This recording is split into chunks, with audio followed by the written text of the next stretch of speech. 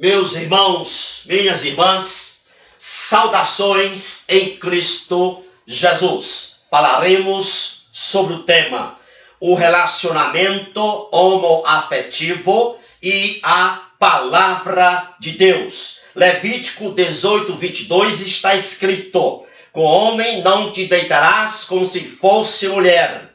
Abominação é. Meus amados, Jesus nunca aboliu os preceitos morais do Antigo Testamento. Em Mateus capítulo 5, versos 17 e 18, Jesus diz: não cuideis que vim destruir a lei ou os profetas. Não vim abrogar, mas cumprir. Porque em verdade vos digo que até que o céu e a terra passem, nem um jota ou um tio se omitirá da lei. O que Jesus aqui está enfatizando é, desde que nenhum jota ou tio se omitirá da lei, enquanto o céu e a terra permanecerem, as proibições a respeito da homoafetividade no livro de Levítico e também nos demais livros do Antigo Testamento estarão em vigor até o fim do meu reinado de 1000 anos. Essa é a ênfase que Jesus está dizendo aqui em Mateus 5, 17 e 18. Portanto, é impossível separar Jesus do Antigo Testamento. É impossível separar Jesus dos livros do Antigo Testamento. Alguns dizem assim: Jesus nunca pronunciou a palavra gay, a palavra homossexual, a palavra homoafetividade. Mas escutem o que é que Jesus fala no capítulo 17 de Lucas, capítulo 17, versos 26, 28 e 29. E como aconteceu nos dias de Noé, assim também nos dias do Filho do Homem. Como também da mesma maneira aconteceu nos dias de Ló. Comiam, bebiam, compravam, vendiam, plantavam, edificavam. Mas no dia em que Ló saiu de Sodoma, choveu do céu fogo e enxofre e os consumiu.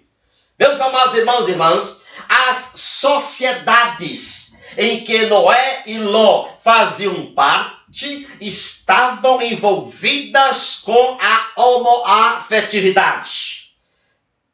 Noé e Ló estavam cercados por pessoas que assumiram publicamente suas relações homoafetivas. Então, Jesus aqui no Novo Testamento, em Mateus, ele cita os dias de Noé e os dias de Ló, fazendo o quê? Referência à prática homoafetiva. E mais, o mundo nos dias de Noé e as cidades de Sodoma e Gomorra foram destruídas. Veja a ênfase que Jesus dá aqui em Mateus 17.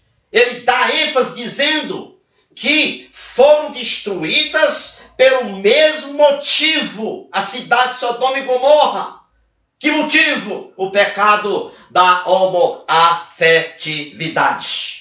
Meus amados, Jesus também, ele trata do pecado da homoafetividade em Apocalipse 22:15. Escute que Jesus diz: então ficarão de fora os cães, e os feiticeiros, e os que se prostituem, e os homicidas, e os idólatras, e qualquer um que ama e comete a mentira. Observe, ficarão de fora os cães. Esse versículo aqui, que Jesus fala, inclui uma referência direta à prática homoafetiva através da palavra cães. A palavra cães aqui, em Apocalipse 22:15, tem o mesmo sentido, o mesmo significado de Deuteronômio 23:18, que diz: não trarás salário da prostituta, nem salário de um cão, a casa do Senhor teu Deus, porque abominação é. Então, cães, no plural, aqui em Apocalipse 22:15, e a palavra cão no singular, em Deuteronômio 23:18, referem-se aos sodomitas nos templos pagãos, participantes passivos do ato sexual. Portanto, Deuteronômio 23:18 está dizendo que o dinheiro que o participante passivo do ato sexual recebia era uma abominação, era vil, era infame, era obsceno. E qual era a advertência aqui de Deuteronômio 23:18? É que a prática sodomita realizada nos templos pagãos, bem como fora dos templos pagãos, não é exemplo para a casa do Senhor, nem para nenhuma sociedade. Essa é a advertência de Deuteronômio 23:18.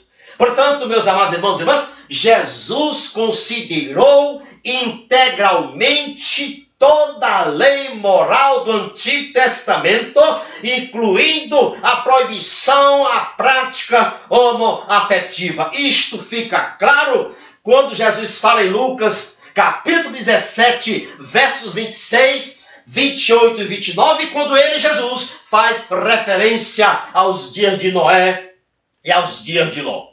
Algumas pessoas dizem o seguinte, que a condenação à prática homoafetiva era da lei mosaica.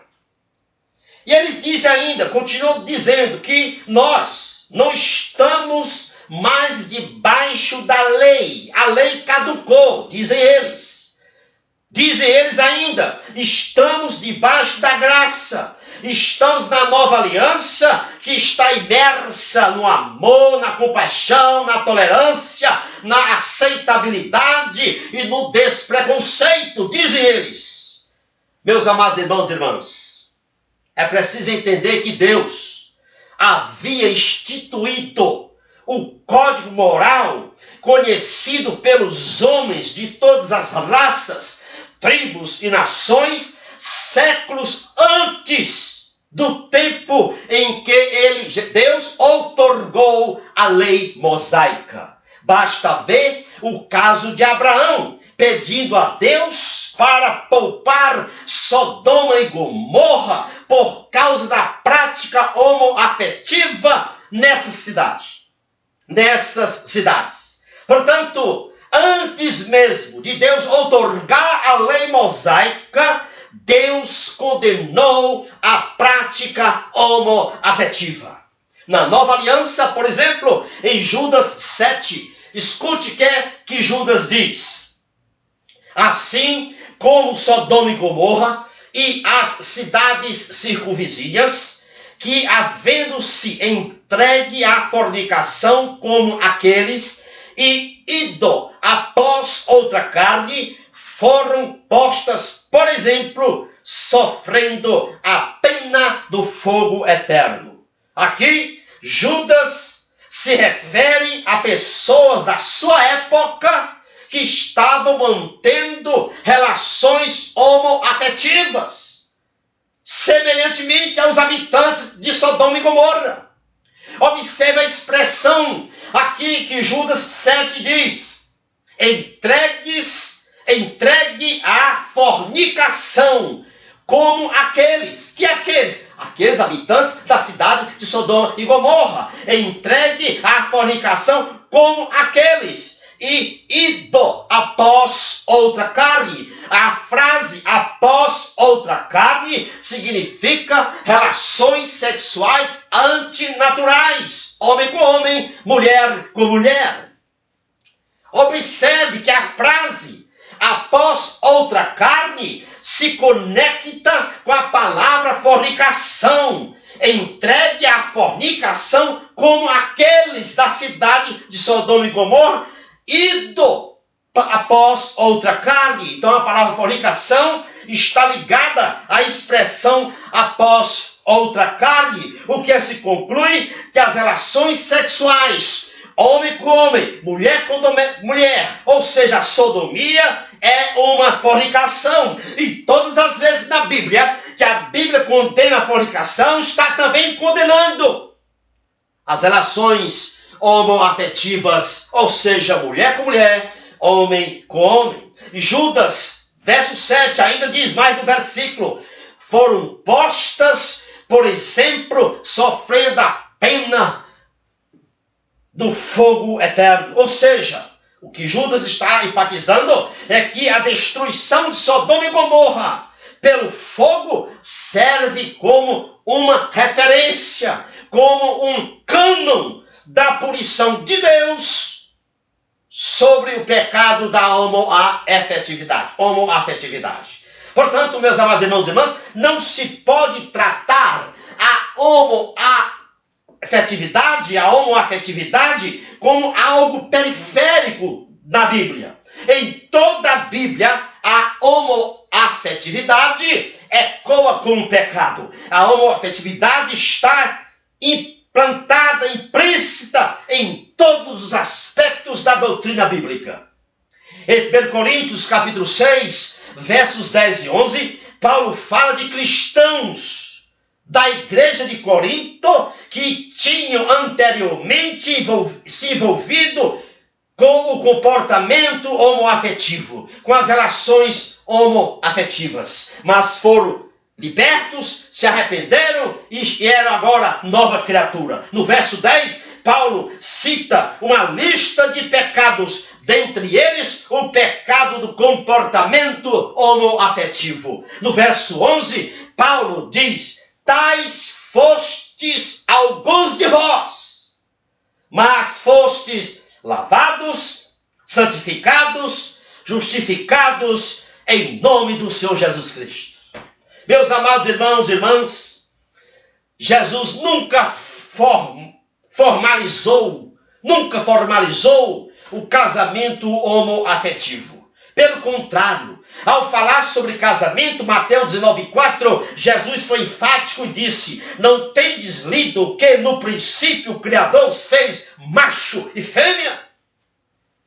E aqui cabe a pergunta: em um casamento homoafetivo, o que é que acontece? Um deles se comporta de forma efeminada. Porém, esse comportamento é uma mera imitação de um casamento heterossexual. Ou seja, os casais homossexuais, quando estão casando-se, passam para o público, passam para a sociedade o modo como eles veem os casais genuinamente casados se comportarem. É assim que acontece. Eles enxergam os casais heterossexuais se comportarem e os imitam. Louvado seja Deus. Que a potente mão do Deus Altíssimo esteja sobre você, sobre sua família e sobre o seu ministério. É o meu desejo. Inscreva-se no meu canal do YouTube, cujo endereço encontra-se aí logo embaixo. Vou publicar também no meu canal do YouTube. Que Deus seja louvado. Amém.